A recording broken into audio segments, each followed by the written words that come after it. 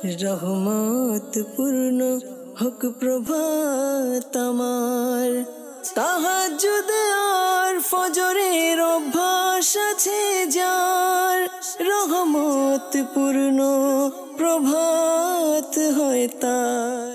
আলহামদুলিল্লাহি রাব্বিল আলামিন, আসসালাতু ওয়াসসালামু আলা সাইয়্যিদিল মুরসালিন, আম্মা বা'দু, ফাউযু বিল্লাহি মিনাশ শাইতানির রাজীম, বিসমিল্লাহির রহমানির রহিম।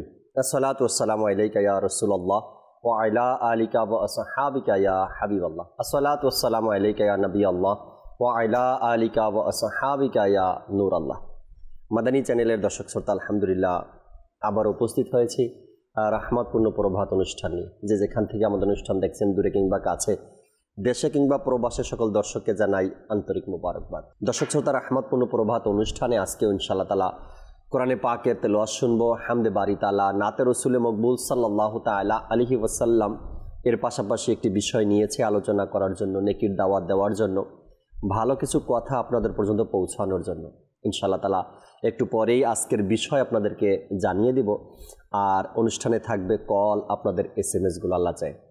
নবী রাহমাত শফি উম্মাত সাল্লাল্লাহু তাআলা আলাইহি ওয়াসাল্লামের আলিশান ফরমান, যে ব্যক্তি দৈনিক আমার উপর 1000 বার করে দুরূদ শরীফ পাঠ করবে, সে ততক্ষণ পর্যন্ত মারা যাবে না, কবরের মুখ দেখবে না, যতক্ষণে সে দুনিয়ায় থেকে তার জান্নাতের ঠিকানা দেখে না নেবেন।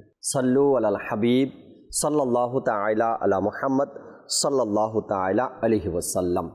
দর্শক শ্রোতা, অনুষ্ঠানের শুরুতে ভালো ভালো নিয়ত সহকারে আমরা কোরআনে পাকের তেলাওয়াত শুনবো। তেলাওয়াতের পরে টপিক যে নিয়েছি, আজকের বিষয় নিয়েছি, তাও আপনাদের সাথে শেয়ার করব, আর হামদে বারি তাআলা শুনবো ইনশাআল্লাহ তাআলা। যে আমাদেরকে কোরআনে পাকের তেলাওয়াত শুনিয়ে দিন। أعوذ بالله من الشيطان الرجيم. بسم الله الرحمن الرحيم. قالوا طائركم معكم أئن ذكرتم بل أنتم قوم مسرفون. وجاء من أقصى المدينة رجل يسعى قال يا قوم اتبعوا المرسلين اتبعوا من لا يسألكم أجرا وهم مهتدون. صدق الله العظيم. সুবহান আল্লাহ। রব্বে করিম কোরআনে পাকের মধ্যে আপনার জন্য, আমার জন্য কত সুন্দর চমৎকার কথাগুলো ইরশাদ করেছেন। বান্দা যেন খুব সহজে কোরআনকে বুঝতে পারে, বান্দা যেন খুব সহজে ইসলামকে বুঝতে পারে, রবকে চিনতে পারে। আর আল্লাহ তাবারক ওয়া তাআলা এ সকল বিষয়গুলো এই কোরআনে পাকের মধ্যে ইরশাদ করেছেন। যখনই আমরা ভালোবাসা নিয়ে এবং ভক্তি শ্রদ্ধার সাথে জানার জন্য, ইলম অর্জন করার জন্য এই কোরআনের তর্জমা পর্ব, কানজুল ইমান পর্ব, আল্লাহ চাই ইনশাআল্লাহ তাআলা অজানা অনেক তথ্যগুলো আমরা জানতে পারবো, এবং কোরআনে পাকে যে হুকুম আহকামগুলো আল্লাহ তাবারক ওয়া তাআলা ইরশাদ করেছেন তাও আমাদের জানা হবে। যেই তর্জমার কথা প্রতিদিন বলি আপনাদেরকে, যে কানজুল ইমান থেকে আমরা তর্জমা পড়ার চেষ্টা করি, কোরআনের আয়াতের অর্থ জানার চেষ্টা করি কানজুল ইমান থেকে। সেই কানজুল ইমানের প্রণেতা সৈয়দি আলা হজরত রহমতুল্লাহি তাআলা আলাইহি, যে মহান ব্যক্তির ওরসের দিন খুবই সন্নিকটে, 25শে সফর সৈয়দি আলা হজরত রহমতুল্লাহি তাআলা আলাইহির উরুস মোবারক। পৃথিবীর আনাচে কানাচে বিভিন্ন দেশে রাজার ধ্বনি চলছে আল্লাহ তাআলার দয়া, আলহামদুলিল্লাহ। এমন কিছু কাজ করে গেছেন, এমন কিছু রেখে গেছেন, এমন অবদান ইসলামের জন্য রেখে গেছেন, সুন্নিয়তের জন্য রেখে গেছেন। আহলে সুন্নাত ওয়াল জামাতের প্রত্যেকটা ব্যক্তি রাজা করতে বাধ্য। কারণ যদি সঠিক আকীদা খুঁজতে চাই আমরা, সর্বপ্রথম ওলামা একরামের মুখে সৈয়দি আলা হজরত রহমতুল্লাহি তাআলা আলাইহির কিতাবের নাম আসে। আর এই মহান ব্যক্তির যে উরুস মোবারক আমরা উদযাপন করি, যার এত শান ও মান আমরা শুনি, হাজারো কালাম পংক্তি নাতে রসুল লিখেছেন, সে আলা হজরত, যার বদৌলতে কানজুল ইমান, ইমানের খাজানা পেয়েছি আমরা। যার বদৌলতে ফতোয়া রেজাবিয়া পেয়েছি আমরা। এরকম অসংখ্য কিতাবের নাম বলতে পারবো যার সদকায় পেয়েছি। আজ ইনশাআল্লাহ তাবারক ওয়া তাআলা এই মহান ব্যক্তি সৈয়দি আলা হযরত ইমামে আহলে সুন্নাত, যাকে আমরা আহলে সুন্নাতের ইমাম মেনে নিয়েছি, সেই ইমামে আহলে সুন্নাত আলা হযরত রাহমাতুল্লাহি তাআলা আলাইহির বাবাজান কেমন ছিলেন, তার আব্বাজান কেমন ছিলেন, কোন সেই মহান ব্যক্তি যার মাধ্যমে সৈয়দি আলা হযরত রাহমাতুল্লাহি তাআলা আলাইহিকে আমরা পেয়েছি। আল্লাহ তাবারক ওয়া তাআলা যেই মহান ব্যক্তির মাধ্যমে এই দুনিয়াবাসীকে আলা হযরতের মতন একজন শায়ের দিয়েছেন, আলা হযরতের মতন একজন কবি আমাদেরকে উপহার দিয়েছেন আল্লাহ তাবারক ওয়া তাআলা। আর যে মহান ব্যক্তির উসিলাতে এমন একজন কোরআনের তর্জমাকারী আমরা পেয়েছি, এক ইমাম আমরা পেয়েছি, সেই মহান ব্যক্তিকে আল্লাহ চাই ইনশাআল্লাহ তাআলা আজকের অনুষ্ঠানে আলা হযরত রাহমাতুল্লাহি তাআলা আলাইহির আব্বাজান সম্পর্কে কিছু আলোচনা শুনবো, কিছু তথ্য জানবো, কিছু দিক নির্দেশনা শুনবো, নতুন কিছু কথা আমরা জানতে পারবো এবং বাবা সম্পর্কে ইসলামের মধ্যে যে দিক নির্দেশনাগুলো দেওয়া হয়েছে এবং সন্তানের ব্যাপারে বাবার যে হক রয়েছে এও কিছু জানার চেষ্টা করব।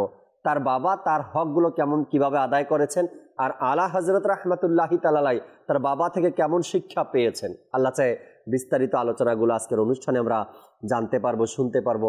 সাথেই থাকুন। আলোচনায় যাওয়ার পূর্বে চাচ্ছি আমাদের সাথে আমির হামজা ভাই আছেন, আমরা একটি হামদে বারি তাআলা শ্রবণ করি অনুষ্ঠানে, এরপরে আলোচনায় ফিরবো ইনশাআল্লাহ তাআলা। জি আমির হামজা ভাই একটি হামদ শুনিয়ে দিন।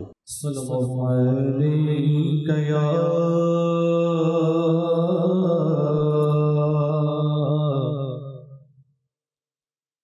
রাসূলুল্লাহ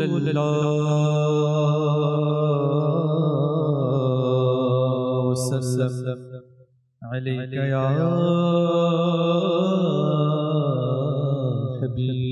হাবিবাল্লাহ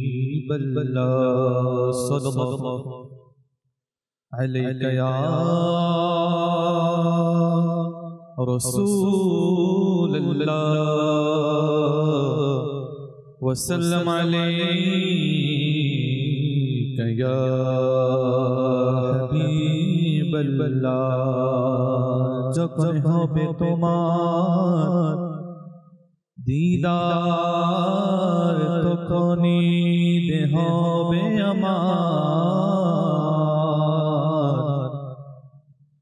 আমার স্বপ্নে শোনা মদনী মদিনে বলে তখন ঈদে হবে আমার মদনী মদিনে বলে পর সাল্লাল্লাহু আলাইকা ইয়া রাসূলুল্লাহ ওয়াসাল্লাম আলাইকা ইয়া হাবিবাল্লাহ।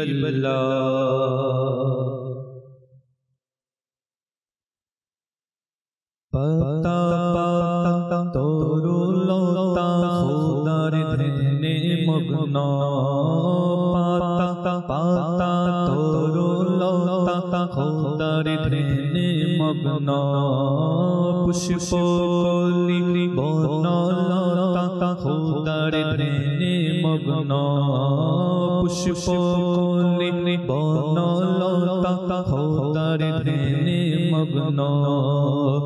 আল্লাহু আল্লাহ আল্লাহু আল্লাহ আল্লাহু আল্লাহ আল্লাহু আল্লাহ আল্লাহু আল্লাহ আল্লাহু আল্লাহ। পাতা পাতা তরুলতা খোদার ধ্যানে মগ্ন, আল্লাহ পাতা পাতা তরুলতা খোদার ধ্যানে মগ্ন, পুষ্পকলি বনলতা খোদার ধ্যানে মগ্ন, পুষ্পকলি বনলতা খোদার ধ্যানে মগ্ন। আল্লাহু আল্লাহ আল্লাহু আল্লাহ আল্লাহু আল্লাহ আল্লাহু আল্লাহ। পাহাড় পর্বত উপত্যকা খোদার ধ্যানে মগ্ন পাহাড় পর্বত উপত্যকা খোদার ধ্যানে মগ্ন নদী দরিয়া ঝরনা ধারা খোদার ধ্যানে মগ্ন আল্লাহু আল্লাহ আল্লাহু আল্লাহ আল্লাহু আল্লাহ আল্লাহু আল্লাহ আল্লাহু আল্লাহ আল্লাহু আল্লাহ পুরো পাতা পাতা তরুলতা খোদার ধ্যানে মগ্ন আল্লাহ পাতা পাতা তরুলতা খোদার ধ্যানে মগ্ন পুষ্প কলি বনলতা খোদার ধ্যানে মগ্ন পুষ্প কলি বনলতা খোদার ধ্যানে মগ্ন আল্লাহ পুষ্প কলি বনলতা খোদার ধ্যানে মগ্ন আল্লাহু আল্লাহ আল্লাহু আল্লাহ আল্লাহু আল্লাহ আল্লাহু আল্লাহ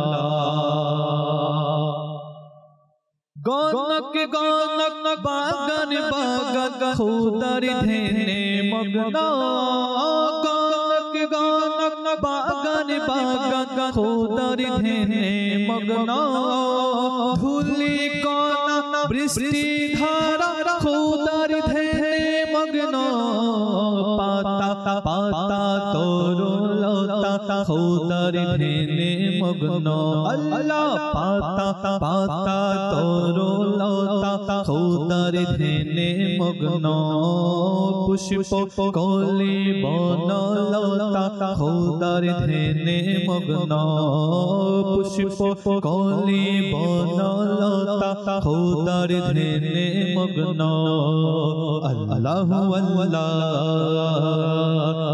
আল্লাহু আল্লাহ আল্লাহু আল্লাহ আল্লাহু আল্লাহ পাতা পাতা তরুলতা খোদার ধ্যানে মগ্ন পাতা পাতা তরুলতা খোদার ধ্যানে মগ্ন পুষ্প কলি বনলতা খোদার ধ্যানে মগ্ন পুষ্প কলি বনলতা খোদার ধ্যানে মগ্ন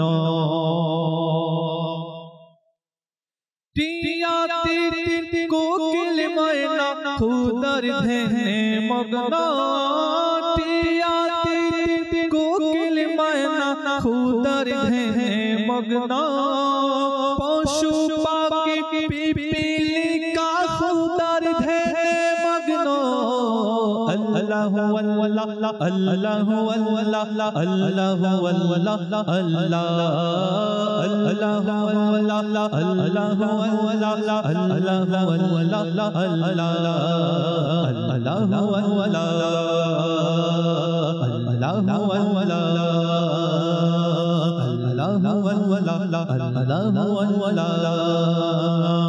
পাতা পাতা তরুলতা খোদার ধ্যানে মগ্ন পাতা পাতা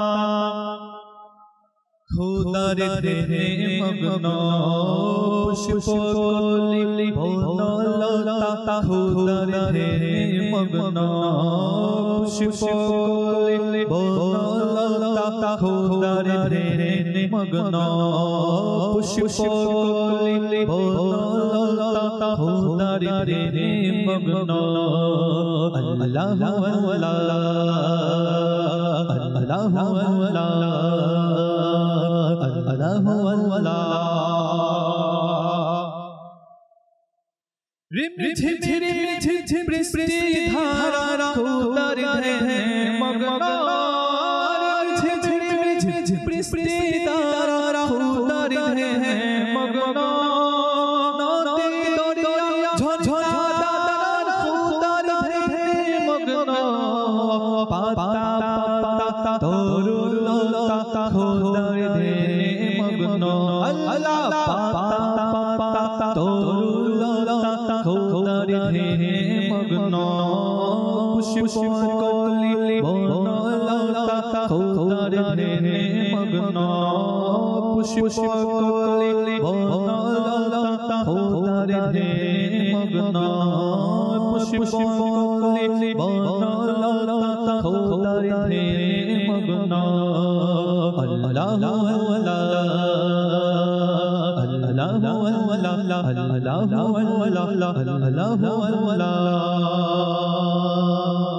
আল্লাহ তাবারক ওয়া তাআলা প্রতিদিন সবসময় মাদানী চ্যানেলের সাথে থেকে অনুষ্ঠানগুলো দেখা, আল্লাহ তাআলার জিকির করা, নাতে রসুল শোনা, পাঠ করা এবং ইলমে দিন অর্জন করার মতো সেই তৌফিক আল্লাহ তাআলা আমাদেরকে দান করুন। দর্শক, আজকের যে বিষয় আমরা নিয়েছি সৈয়দে আলা হযরত রাহমাতুল্লাহি তাআলা আলাইহির আব্বাজান, মোবালিকে দাওয়াত ইসলামী ফজলে রাব্বি মাদানী ভাই আমাদের সাথে আছেন, তার থেকে কিছু গুরুত্বপূর্ণ আলোচনা শুনব আলা হযরত রাহমাতুল্লাহি তাআলা আলাইহির আব্বাজান সম্পর্কে।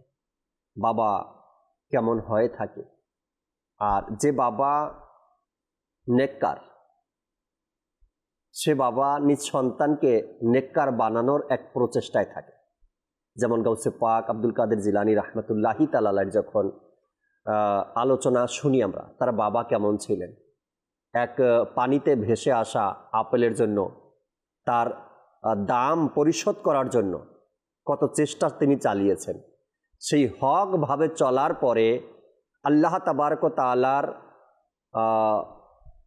আনুগত্যশীল বান্দা হওয়ার পরে সেই বাবা থেকে এই দুনিয়া গিফট পেয়েছে, উপহার পেয়েছে গাউসে পাকের মতো ওলি।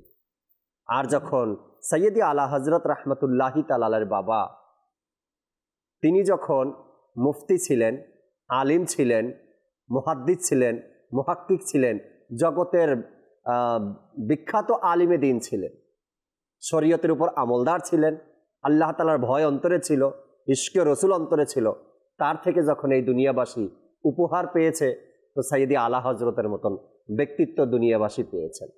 আমরাও তো বাবা। আমি আমার সন্তানকে দুনিয়ার সামনে কিভাবে উপস্থাপন করতে চাই, হিরো হিসাবে নাকি জিরো হিসাবে? আপনি যেটা ইচ্ছা সেটাই করতে পারেন নিজ সন্তানকে নিয়ে, তবে পরবর্তী জমানা আপনার সন্তানকে বা আপনাকে স্মরণ করবে কি না সেটাও একবার চিন্তা করা দরকার আমাদের। ফজলে রাব্বি ভাই আছেন আমাদের সাথে। ভাই, আজকের বিষয় সৈয়দ আলা হযরত রাহমাতুল্লাহি তাআলা আলাইহি আব্বাজান। এই টপিকটি নিয়েছি কেননা আলা হযরতের উরুসের মাস চলতেছে। এমন একজন মহান ব্যক্তি যে দুনিয়া পেয়েছে, জগৎবাসী পেয়েছে, যার কারণে, যার লিখনির কারণে হাজার নয় লক্ষ লক্ষ মানুষের ঈমান হেফাজত হয়েছে, তাই না?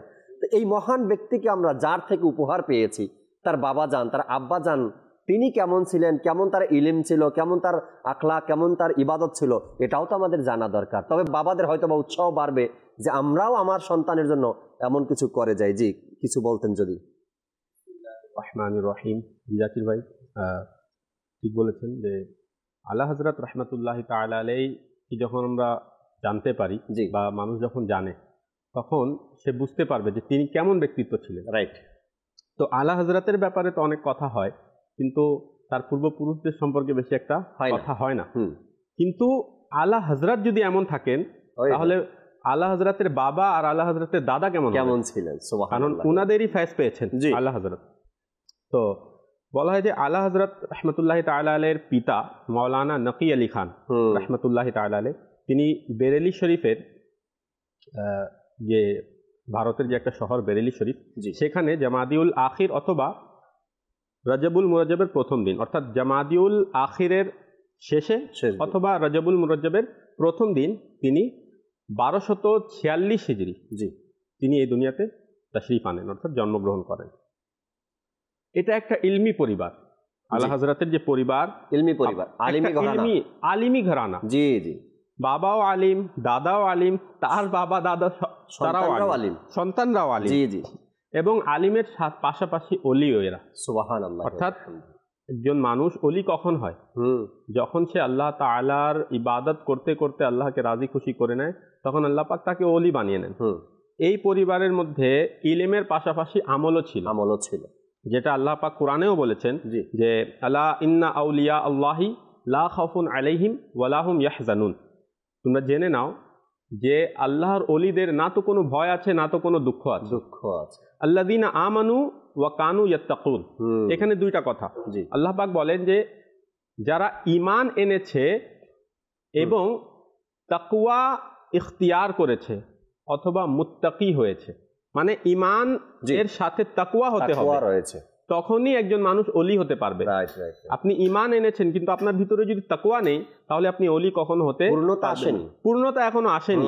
তো এই পরিবারের মধ্যে একটা বৈশিষ্ট্য যে তাদের কাছে ঈমান, ইলম এবং তাকওয়া একসাথে ছিল। সুবহানাল্লাহ। তো বলা হয় যে আলা হযরত রাহমাতুল্লাহি তাআলা আলাইহি এর যে পিতা মাওলানা নকি আলী খান রাহমাতুল্লাহি তাআলা আলাইহি, তার বাবার নাম ছিল মাওলানা রাজা আলী খান, অর্থাৎ আলা হযরতের দাদা। জি, তিনি সিলসিলায়ে নকশবন্দিয়ার শেখে তরিকাতও ছিলেন। কার? নকি আলী খানের বাবা। জি, আলা হযরতের দাদা। আলা হযরতের দাদা। জি জি। এবং অনেক বড় আলিমে দ্বীন ছিলেন। সুবহানাল্লাহ। তার ঘরে মাওলানা নকি আলী খানের জন্ম হয়। সুবহানাল্লাহ। আর তার ঘরে মাওলানা ইমাম আহমদ রাজা খান আলা হযরতের জন্ম হয়। তো বলেন যে মাওলানা নকি আলী খান রাহমাতুল্লাহি তাআলা আলাইহি নিজের পিতার কাছ থেকেই ইলমে দ্বীন অর্জন করেছেন। দেখেন কেমন আলিম, যে নিজের ছেলেকে নিজেই পড়াচ্ছেন আর সেও এত বড় আলিম হয়ে যাচ্ছে। কেমন আলিম ছিলেন। তো মাওলানা রাজা আলী খান রাহমাতুল্লাহ আলাইহি আলা হযরতের দাদা, তিনিও অনেক বড় মুফতি ছিলেন এবং শেখে তরিকাতও ছিলেন। আর বেরেলি শরীফের মধ্যে এই পরিবারটা খুবই সুনামধন্য ছিল। যদি তার বংশ দেখা হয়, আলা হযরতের বংশ, তো বলা হয় যে এই বংশর রোহেল, পাঠান, বরহেজ বংশ থেকে তাদের সম্পর্ক, অর্থাৎ এই বংশ থেকে তারা রয়েছে। তো তাদের যে বংশের লোকেরা ছিল তারা আফগানিস্তান থেকে এই বেরেলি শরীফে সফর করে এসেছিলেন এবং আউলিয়া, ওলামা, সুফিয়া, মাশায়েখ হয়েছেন। এমন একটা ঘরানা যে শুরু থেকেই এই বংশের মধ্যে আউলিয়া, সুফিয়াগণ রয়েছেন আর তাদের মাজার এখন আফগানিস্তানে রয়েছে। তো পিতার যে রাজা আলী খান রাহমাতুল্লাহি তাআলা আলাইহি, জি, উনার উপাধি ছিল ইমামুল উলামা। আচ্ছা। আর মাওলানা নকি আলী খানের লাকাব হচ্ছে ইমামুল আতকিয়া। আচ্ছা। আর রাইসুল মুতাকাল্লিমিন, এগুলা তাদের উপাধি। এই উপাধি কেন দেয়া হয়? যখন একজন মানুষের ভিতরে সেই গুণ পাওয়া যায়, ইমাম হওয়ার যে গুণ পাওয়া যায়, তখনই মানুষ সেটা বলে। এটা কিন্তু সাধারণ মানুষ তাদেরকে উপাধি দেয় না। এই উপাধিগুলো উলামায়ে কেরাম গুণ দেয়। জি জি। আর আলিমকে আলিমই বুঝতে পারবে। ঠিক আছে না? তো বলা হয় যে আলা হযরতের যে দাদা ছিলেন তিনি ফিকাহ শাস্ত্রে অনেক মর্যাদা লাভ করেছিলেন, পারদর্শী ছিলেন। আচ্ছা। রোহিলা যুগের শাহী পরিবারের শেষ বংশধর মুফতি মুহাম্মদ আইয়ুজ সাহেব ইংরেজদের সাথে পরাজিত হওয়ার পর ওই ফতোয়ার যে আসন ছিল সেটা শূন্য হয়ে গেল। আচ্ছা। এমন একটা কঠিন সময়ে আলা হযরতের দাদা মাওলানা রাজা আলী খান রাহমাতুল্লাহি তাআলা আলাইহি এই ফতোয়ার আসন অলংকৃত করেন। সুবহানাল্লাহ। ওই দায়িত্ব তিনি নেন এবং ওই যুগের ফতোয়ার কেন্দ্র হয়ে যান তিনি। সুবহানাল্লাহ। সকল লোকেরা তার কাছে এসে ফতোয়া চাইতো এবং তার বয়ান ছিল অত্যন্ত প্রভাবশালী, যার মাধ্যমে মাহফিলের মানুষদের মধ্যে যারা মাহফিলে বসতো তাদের চোখ থেকে কান্না চলে আসতো, মানে সবাই কান্না করতো তার বয়ান শুনে। এমন তাসির ছিল। এবং এত তাসির হওয়া সত্ত্বেও এবং এত বড় আলিম হওয়া সত্ত্বেও তিনি অনেক বিনয়ী ছিলেন এবং দুনিয়া বিমুখ ছিলেন। দুনিয়ার প্রতি নিরাসক্ত, মানে কোনো আসক্তি ছিল না। অর্থাৎ এটা যদি আমরা ওলামায়ে কেরাম এবং আউলিয়া কেরামদের জীবনী দেখি তো তাদের জীবনে একটা জিনিস পাওয়া যায় যে তারা দুনিয়ার প্রতি আসক্তি তাদের মধ্যে ছিল না। আর এত বড় আলিম, এত বড় মর্যাদার অধিকারী হওয়ার পরেও তাদের মধ্যে বিনয় ছিল। আর এগুলো কারা বলছে? তাদের আশেপাশে যারা থাকে, তাদের মুরিদগণ এবং আশেপাশে যারা মোহাব্বতকারী, ভালোবাসা পোষণকারী, তারা তাদের ভিতরে এই গুণগুলো দেখে এবং পরবর্তীতে তারা বর্ণনা করে। তিনিও অনেক বড় আশিকে রসুল ছিলেন।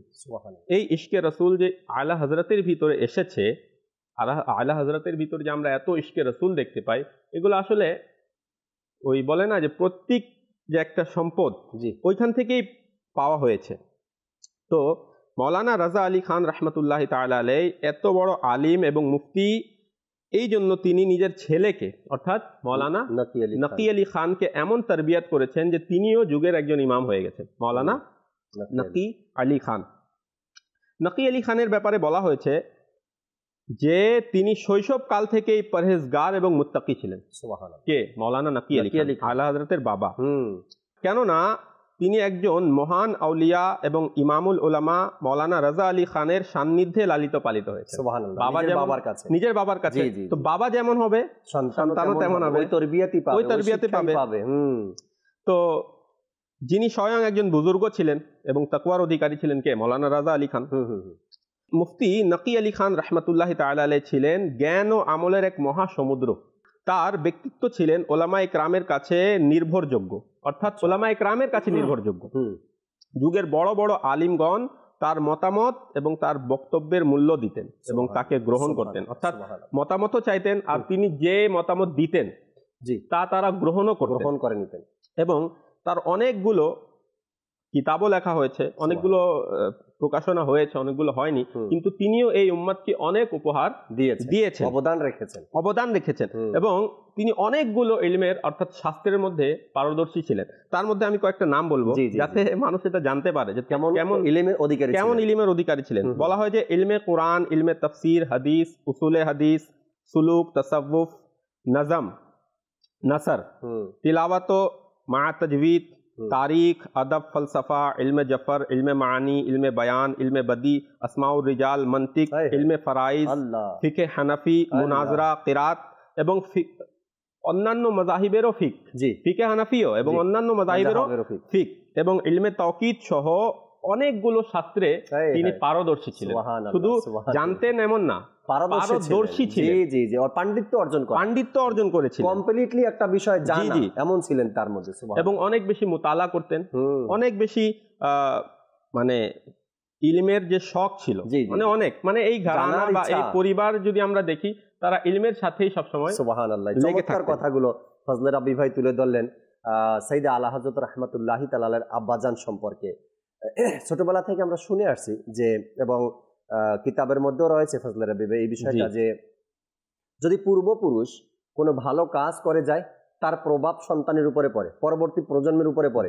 আর যদি পূর্বপুরুষ কোনো খারাপ কাজ করে যায় সেটাও তার পরবর্তী প্রজন্মের উপরে তার একটা আছর পড়ে। সাইয়েদে আলা হযরত রাহমাতুল্লাহি তাআলার যে আজ চর্চা হচ্ছে দুনিয়া জুড়ে, রাজা চলছে, তার পূর্বপুরুষ তো শুনলামই কেমন ছিল তার দাদাজান আর কেমন ছিলেন তার বাবাজান। তার দাদাজানকেও মানুষ ইমাম হিসাবে জানতেন, তার বাবাজানকেও মানুষ ইমাম হিসাবে জানতেন, আর তাকে তো আমরা বলি ইমাম আহলে সুন্নাত। তিনি আহলে সুন্নাতের ইমাম, অর্থাৎ তার পূর্বপুরুষ এমন ছিল যার রুহানিয়াত ফয়েজ এবং যার ইলমি ফয়েজ সাইয়েদে আলা হযরত রাহমাতুল্লাহি তাআলার মাধ্যমে আজ দুনিয়াবাসী উপভোগ করছে। যদি আমরা ভালো কিছু করে যেতে পারি, আমার ভবিষ্যৎ প্রজন্ম যদি এমন কেউ আসে যার মাধ্যমে উম্মতে মুহাম্মাদের খিদমত হচ্ছে, যার মাধ্যমে দ্বীন ইসলামের খিদমত হচ্ছে, যদি আপনার দ্বারা কোনো ভালো কাজ হয়ে থাকে, সেটা ধর্মীয় দিক থেকে যদি কোনো ভালো কাজ হয়ে থাকে, অর্থাৎ আপনি এমন ধরনের আলিম আপনাকে পুরো দেশের মানুষ জানে, আপনার ইলমের খেদমত এমন যা দুনিয়া জুড়ে জানে, আপনার হাদিস সম্পর্কে এমন জ্ঞান অর্জন করেছেন যার কারণে মানুষ আপনাকে সম্মান করে, তবে বুঝতে হবে এটা আমার কিছু নয়, হয়তো আমার পূর্বপুরুষের কেউ, হয়তো আমার বাবা, না হয়তো আমার দাদা, না হয়তো পূর্বপুরুষের কেউ না কেউ এমন কোনো ভালো কাজ করেছিল যার সদকা, যার প্রভাবটা আমার উপরে পড়েছে। আল্লাহ তাআলার দয়ায় আমি এত কিছু অর্জন করতে পেরেছি। তো আলা হযরত রাহমাতুল্লাহি তাআলার ভিতরে এমন কিছু ছিল। তার বাবা এবং তার দাদা, বাবাও আলিমে দ্বীন ছিলেন, মুফতি নকি আলী খান বলা হয়, এবং তার দাদা রেজা আলী খান রাহমাতুল্লাহি তাআলা আলাইহি, তিনিও তরিকতের শায়েখ ছিলেন এবং আলিমে দ্বীন ছিলেন। আল্লাহ তাবারক ওয়া তাআলা চাই আরও কিছু আলোচনা শুনবো আলা হযরত রাহমাতুল্লাহি তাআলার আব্বাজানের জীবনী নিয়ে। চাচ্ছিলাম একটি নাতে রাসূলে মকবুল সাল্লাল্লাহু আলাইহি সাল্লাম আমির হামজা ভাই থেকে শুনি, এরপরে দর্শকের কিছু কল আছে, কল শুনবো, এরপর আবারও আলোচনায় ফিরবো ইনশাআল্লাহ তাআলা। জি আমির হামজা ভাই একটি নাত যদি শোনাতেন।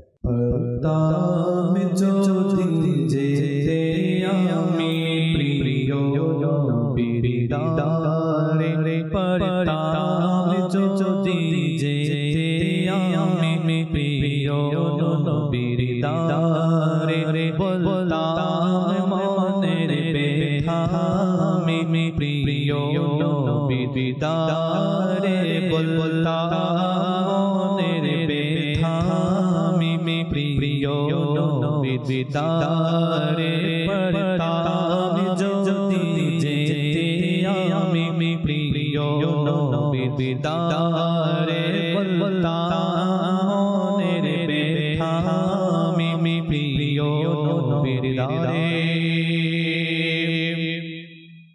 নব জীবন পেতাম আমি সফল হতাম আমি নব জীবন পেতাম আমি সফল হতাম আমি নব জীবন পেতাম আমি সফল হতাম আমি মরণ যদি হতো আমার প্রিয় নবীর দারে মরণ যদি হতো আমার প্রিয় নবীর দারে মরণ যদি হতো আমার প্রিয় নবীর দারে পারতাম যদি যেতে আমি প্রিয় নবীর দারে বলতাম মনের ব্যথা আমি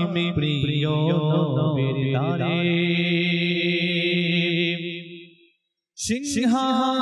সিংহাসনের বসার পূরণ হতো আর সিংহাসনের বসার পূরণ হতো আমার পেতাম যদি বসার সুযোগ প্রিয় নবীর দারে পেতাম যদি বসার সুযোগ প্রিয় নবীর দারে পেতাম যদি বসার সুযোগ প্রিয় নবীর দারে পারতাম যদি যেতে আমি প্রিয় নবীর দারে পারতাম যদি যেতে আমি প্রিয় নবীর দারে বলতাম মনের ব্যথা আমি প্রিয় নবীর দারে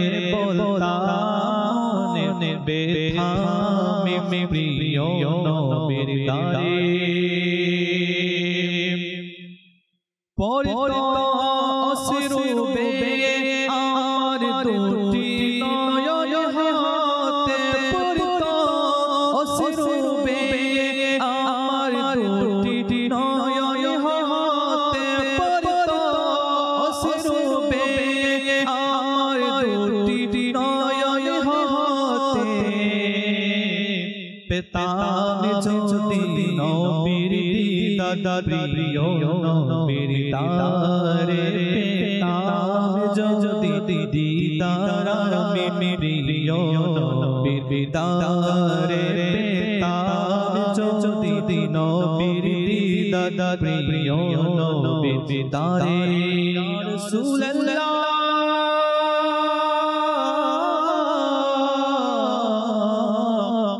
या हबीब अल्लाह যখন হবে তোমার দিদার তখনই দেহ হবে আমার স্বপ্নে সোনা মদনী মদিনে ওয়ালে পেতাম যদি নবীর দাদা প্রিয় নবীর দারে পেতাম যদি নবীর দাদা প্রিয় নবীর দারে পারতাম যদি যেতে আমি প্রিয় নবীর দারে বলতাম মনের ব্যথা আমি প্রিয় নবীর দারে পড়তাম যদি দুরূদ আমি পড়তাম যদি সালাম পড়তাম যদি দুরূদ আমি পড়তাম যদি সালাম হতাম কেমন আনন্দিত প্রিয় নবীর দারে হতাম কেমন আনন্দিত প্রিয় নবীর দারে পড়তাম যদি দুরূদ আমি পড়তাম যদি সালাম পড়তাম যদি দুরূদ আমি পড়তাম যদি সালাম হতাম কে আনন্দিত প্রিয় নবীর দিদারে হতাম কেমন আনন্দিত প্রিয় নবীর দিদারে পারতাম যদি যেতে আমি প্রিয় নবীর দিদারে বলতাম মনের ব্যথা আমি প্রিয় নবীর দিদারে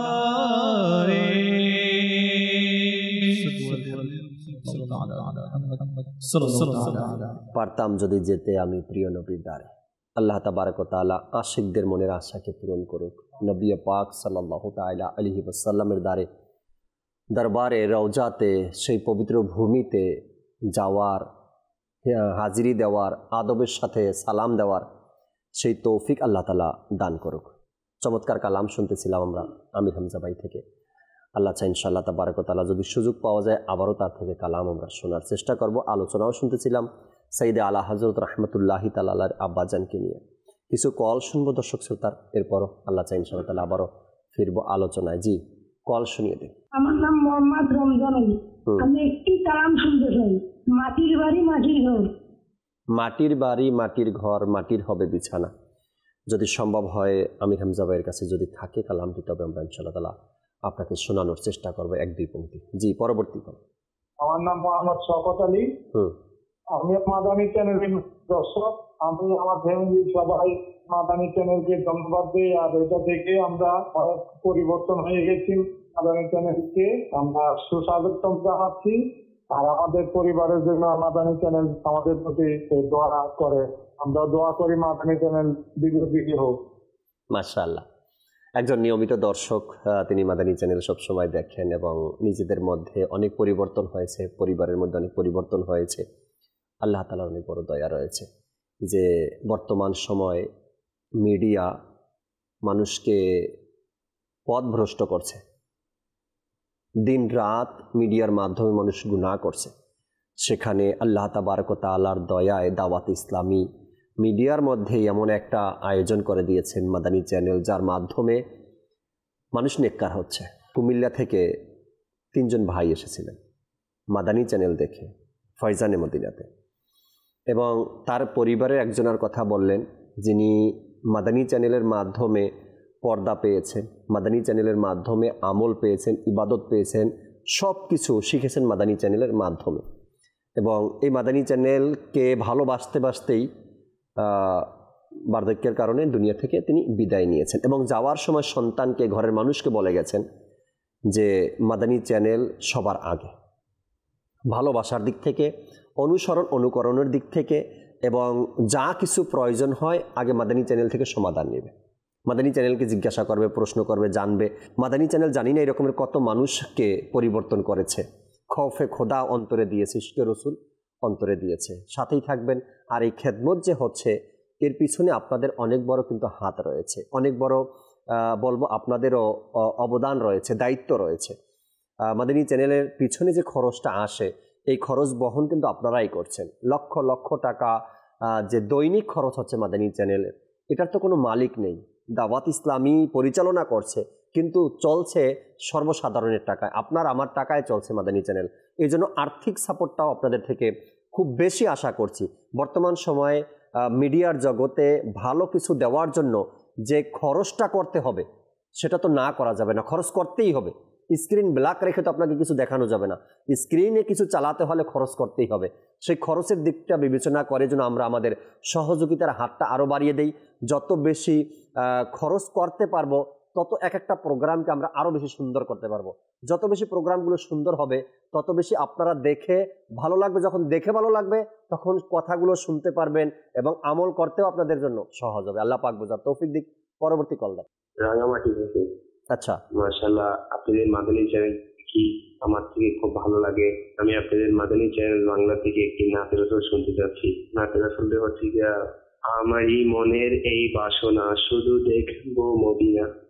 আমারই মনের এই বাসনা শুধু দেখবো মদিনা। বাস শোনাবো ইনশাআল্লাহ তাআলা, যদি সম্ভব হয় আমির হামজা ভাই এক দুই পংক্তি শোনাবে আপনাকে। পরবর্তী কল দেন। আমার নাম মোহাম্মদ লাবলু মিয়া। মাদানী চ্যানেল নিয়মিত দেখি, আমার খুবই ভালো লাগে, কথাবার্তা খুব সুন্দর লাগে। আমার জন্য একটু দোয়া করবেন, আল্লাহ পাক যেন ভালো রাখে। অবশ্যই দোয়া করি, সকল দর্শকের জন্য দোয়া করি, আল্লাহ পাক সবাইকে ভালো রাখুক, সুস্থ রাখুক। জি, পরবর্তী কল। আমার নাম মোহাম্মদ রমজান আলী। আমি একটি কালাম শুনতে চাই, মাটির বাড়ি মাটির ঘর। এই কালামের অনুরোধ আরো একটি কলের মধ্যে, শুরুর কলটাতে সম্ভবত আমির হামজা ভাই মাটির বাড়ি মাটির ঘর দুইবারই অনুরোধ চলে আসছে একই অনুষ্ঠানে। দেখা যাক কি করা যায়, অবশ্যই শোনাতে হবে। পরবর্তী কল দেন। আমার নাম ইব্রাহিম। জি, তোদের রেগুলার দেখি। মাশাআল্লাহ, আজকে সবার কথাগুলো শুনে অনেক ভালো লাগছে। সবাইকে ধন্যবাদ। আমাদের জন্য দোয়া করবেন। আল্লাহ পাক ভালো রাখুক, সুস্থ রাখুক আপনাকে, আপনার পরিবারকে, আপনার সন্তানদেরকে, আপনার আত্মীয় স্বজনকে আল্লাহ তাআলা সুস্থ সবল রাখুক। দর্শক শ্রোতা, আলোচনা শুনছিলাম আলা হযরত রাহমাতুল্লাহি তাআলা আলাইহির আব্বাজান, এমন একজন মহান ব্যক্তি। তার নামের পূর্বে আমরা মুফতি নাকি আলী খান, মুফতি, আর তার ব্যাপারে ওই জমানার ওলামা একরামের যে অভিমত, আমি কয়েকজন ওলামা একরামের অভিমত দেখলাম যে আলা হযরত রাহমাতুল্লাহি তাআলার বাবার ব্যাপারে। একদিন কোন এক ব্যক্তি এসেছিলেন একটা মাসালা জানার জন্য, একটা ফতোয়া জানার জন্য। তো আস্তে আস্তে রাত হয়ে গেছে। রাত বলতে এশারের নামাজও সবাই পরে নিয়েছে। এই মুহূর্তে এসে আলা হযরত রাহমাতুল্লাহি তাআলার বাবার দরবারে তিনি পৌঁছালেন। তো এসে দেখেন যে তিনি নামাজে আছেন। জি, ওই লোক অজু করলো, ফ্রেশ হলো, নিজে এশারের ওয়াক্তের নামাজ আদায় করলেন। দেখেন মুফতি সাহেব নামাজে আছেন। এরপরে দরবারের যারা লোক ছিল তারা তাকে খাবার দাবার দিল, রাতের খাবার খেলেন। খাবার দাবার শেষ করে দেখেন মুফতি সাহেব নামাজে আছেন। তো সারা দিন সফর করে আসছে তিনি একটা মাসালা জানার জন্য, একটা ফতোয়া জানার জন্য। তো সফর করে আসাতে একটু ক্লান্ত হয়ে গেছেন। তিনি ভাবলেন মুফতি সাহেব যেহেতু বিজি আছে নামাজে ইবাদতে, আমি একটু রেস্ট নেই। তিনি কোথাও বসলেন, আর বসার মধ্যে ঘুমও চলে আসলো। সফরে ক্লান্ত ছিল। প্রায় বলা হয়েছে 2 ঘন্টা পরে তার চোখ খুলল, মুফতি সাহেব নামাজে আছে। এরপর তিনি বললেন, আল্লাহ আমি কি করবো এখন? তিনি তো নামাজে আছেন, না পারতেছি তাকে ডাকতে, আর না পারতেছি কিছু তাকে বলতে। এরপরে অপেক্ষায় করতে করতে মুফতি সাহেব তখন আপনার ফজরের আজান হবে এর আগ মুহূর্তে নিজের নামাজ থেকে বিরতি নিলেন। এরপরে ওই লোক গিয়া সেখানে সালাম দিলেন, কথা বললেন মুফতি সাহেব আমি অনেক দূর থেকে আসছি একটা মাসালা জানার জন্য। অনেক আলিমের কাছে গিয়েছি, ওলামা একরাম এক একজনে এক এক রকমের কথা বলছে, সবাই সঠিকটা বলতে পারতেছে না এবং কারোর সাথে কারো মিল নেই। এই জন্য গ্রহণযোগ্য আপনার নাম শুনেছি আমি, কিন্তু আজকে আপনার কাছে আসলাম এই ফতোয়া জানার জন্য। তখন মুফতি সাহেব মুস্কি হাসলেন, আর তিনি বললেন ওই লোককে, আগত লোককে বললেন যে আপনি আসছেন এবং কোন ফতোয়া জানার জন্য আসছেন এটা আমি আগে থেকেই জেনে গেছি, এবং আপনার ফতোয়াটা, আপনার মাসালাটা সমাধান খোঁজার জন্যই আমার এত লেট হয়েছে। ওই লোক বলল, হুজুর আমি তো বলিনি আমি এখনো বলিনি। আপনি কি এই টপিকটা কিন্তু আলা হযরতের মধ্যেও ছিল। হ্যাঁ, আলা হযরতের মধ্যে অগ্রিম আলা হযরত বলে দিতেন যে আপনি এটার জন্য আসছেন আর এটার সমাধান এটা, আলা হযরত অগ্রিম বলে দিতেন। এরপরে মুফতি সাহেব তাকে বললেন যে আপনার সমস্যা এটা আর আপনার সমাধান এটা, এই সমস্যার জন্য এই সমাধান পাওয়া গেছে। তো এমন ছিল তাদের ইবাদত, এমন ছিল মাসলা মাসাইলের প্রতি তাদের গুরুত্ব, এবং সর্বসাধারণ মানুষ যেন সঠিকটা পায় এজন্য প্রচেষ্টা চালানো। এমনটা হয়নি, আমাদের মধ্যে কিন্তু এমন আছে। আমি আপনাকে কোনো কথা জিজ্ঞাসা করলাম বা আপনি আমাকে জিজ্ঞাসা করলেন, জাকির ভাই এই ব্যাপারটা কি হবে, চিন্তা ভাবনা খোঁজাখুঁজি এত পরিশ্রম কে করে, সামনে যেটা আসছে আকলে যেটা কাজ করছে ওটা বলে দিলাম। কিন্তু না, হাকিকি মুফতি যারা, হ্যাঁ, ইলমের অধিকারী যারা, তারা ভাববেন, চিন্তা করবেন, খুঁজবেন সঠিকটা যেন সাধারণ মানুষের কাছে পৌঁছে যায়। আল্লাহ তাআলা এমন রেখেছে। জি জি, মানে সাধারণ কথাবার্তা যেভাবে আমরা বসে কথা বলি না, এই কথাবার্তার মধ্যেও তিনি কুরআন হাদিস নিয়ে আসেন যে আল্লাহ পাক এটা ইরশাদ করেছেন, প্রিয় নবী সাল্লাল্লাহু আলাইহি ওয়াসাল্লাম এটা ইরশাদ করেছেন, অর্থাৎ যাতে কথাবার্তার মধ্যেও জি জি জি মানুষের কাছে নেকির দাওয়াত পৌঁছে যায়। সুবহানাল্লাহি ওয়া বিহামদিহি, এই যে অভ্যাস, এই গুণটা তার মধ্যে ছিল। এখন যদি আমরাও দেখি আমাদের কথাবার্তার মধ্যে কতটুকু এগুলো আসে। আর দ্বিতীয় কথা, আমরা তো কোরআন হাদিস জানি না, আমরা যদি বলতে যাই তাহলে মিস্টেক অনেক বেশি হবে, এমনটাই। তো এই জন্য আচ্ছা অনেকের অভ্যাস আছে কিন্তু যে আল্লাহ পাক এটা বলেছেন, আমাদের নবী এটা বলেছেন, হাদিসে এটা আসছে। আচ্ছা আপনি যে বলতেছেন, আপনি যদি মানে ওটা সঠিকভাবে না জানেন যে এটা আসলে হাদিসে আসছে, তাহলে কিন্তু এটা হাদিস শরীফে রয়েছে যে আমার দিকে মিথ্যা, আল্লাহ মানে মিথ্যা বললো যে আমার হাদিস বর্ণনাকারী যে আমার দিকে মিথ্যা ইয়া করলো, তো সে যেন নিজের ঠিকানা জাহান্নামে বানিয়ে নেয়। ঠিক আছে, মানুষ কিন্তু কথা কথায় বলে দেয় জি আমাদের নবী এটা বলেছেন, আল্লাহ পাক এটা বলেছেন, যদি আসলে ওটা না বলে থাকেন আল্লাহ পাক, তাহলে কি হলো, আপনি আল্লাহর দিকেও মিথ্যা কি করলেন, অপবাদ দিলেন, আর নবী করিম সাল্লাল্লাহু আলাইহি ওয়াসাল্লামের দিকেও। তো এটা আমাদেরকে একটু দেখতে হবে। আবার অনেকে তো আল্লাহর ইরশাদটাকে নবীর ইরশাদ বলে যায়, আবার নবীর ইরশাদটাকে আল্লাহর ইরশাদ বলে। আবার অনেকে আছে হাদিসে পাক বলে কোরআনে পাক। আবার অনেকে বুজুর্গানের দ্বীনের বর্ণনাকেও বলে দেয় এটা হাদিসে আসছে। ঠিক আছে না, আমাদেরকে এগুলো বুঝতে হবে। যদি আমাদের মধ্যে অনেক বেশি ইয়া থাকে, মানে উৎসাহ থাকে যে আমরা মানুষদের কাছে কোরআন বয়ান করব বা হাদিস বয়ান করব, তা আগে ভালো মতন জেনে নেই, ঠিক আছে, ভালো মতন দেখে নেই, জেনে নেই, পুরো কনফার্ম হওয়ার পরেই আমরা একজনকে বলবো যে এটা কোরআন বা এটা হাদিস। আচ্ছা, মৌলানা নকি আলী খান রহমতুল্লাহ তাআলার ইলিমের যে কেমন মহত্ব ছিল, আলা হযরত রহমতুল্লাহ আলাইহি নিজের বাবার প্রশংসা করতেন, সুবহানাল্লাহ। এবং আলা হযরত রহমতুল্লাহ তাআলা আলাইহি দুইজন ওলামা থেকে অনেক বেশি প্রভাবিত ছিলেন। আচ্ছা, তার মধ্যে নাম্বার 1 মৌলানা আব্দুল কাদির বাদায়ুনি রহমতুল্লাহ তাআলা আলাইহি, যিনি আলা হযরতের বাবার বন্ধু ছিলেন। আর দ্বিতীয় হলেন মৌলানা নকি আলী খান, অর্থাৎ নিজের বাবা, অর্থাৎ দুইজন থেকে তিনি অনেক বেশি প্রভাবিত ছিলেন। আলা হযরত রহমতুল্লাহ তাআলা আলাইহি একবার একটা অনেক কঠিন মাসালার হুকুম বয়ান করতে গিয়ে অনেক চেষ্টা করে সেই মাসালাটা লিখলেন, এবং তার সাথে তার সপক্ষে, অর্থাৎ ওই মাসালার যে হুকুম বয়ান করেছেন তার সপক্ষে আরো 8 পৃষ্ঠা লিখলেন। আচ্ছা, লেখার পর সেগুলো মানে এই ফতোয়াটা লেখার পর নিজের বাবার কাছে নিয়ে গেলেন, মৌলানা নকি আলী খান রহমতুল্লাহ আলাইহির কাছে, এবং সত্যায়ন করার জন্য। দেখেন বাবা, যখন মৌলানা নকি আলী খান রহমতুল্লাহ তাআলা আলাইহি সেই ফতোয়াগুলো দেখলেন বা এই 8 পৃষ্ঠার ফতোয়া দেখলেন, তো এমন একটা বাক্য বলে দিলেন। তো আলা হযরত রহমতুল্লাহ তাআলা আলাইহি বলেন যে ওই বাক্য শোনার পরে আমার যে 8 পৃষ্ঠা আমি লিখেছিলাম, সেটা আমি ভাবলাম যে এটা তো কিছুই না। ওই একটা বাক্য বলেন, ওইটার প্রভাব এমন ছিল যে এখনো অন্তরের মধ্যে ঘর করে আছে। একটা বাক্য, আমার 8 পৃষ্ঠার ফতোয়া একদিকে, আর আমার বাবার একটা বাক্য একদিকে।